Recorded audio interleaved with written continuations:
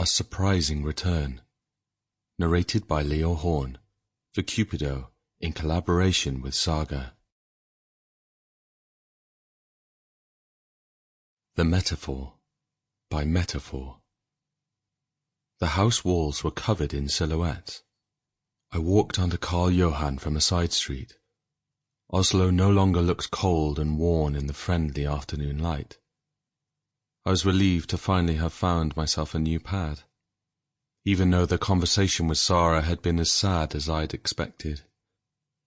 There was laughter in the air around me, and I couldn't let speculation ruin the great sight of sun-soaked, satisfied people.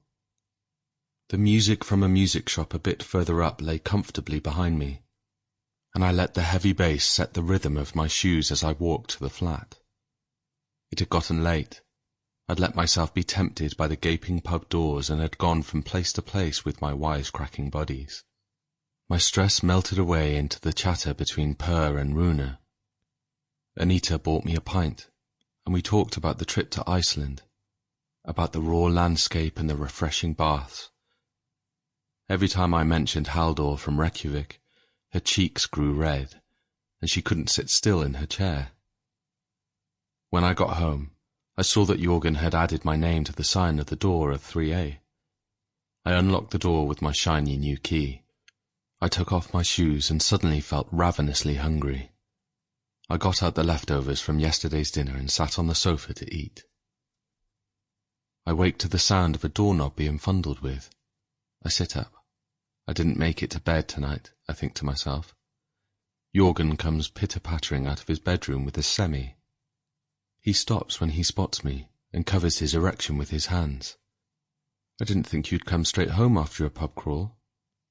I didn't keep going for all that long, I replied, but long enough to fall asleep before I got to my bed. Okay, he replies with a yawn and disappears into the bathroom. I sit back on the sofa, the thought of standing up being too much. Jorgen comes back out, now wearing underwear, but his morning erection still stands underneath the thin fabric. Damn morning wood gets annoying sometimes. Yes, I reply. Where are the ladies when we need them? He gives me a tired grin and I ask where Renata is. She's sleeping like a rock, apparently. Do you want coffee? I'm making some coffee.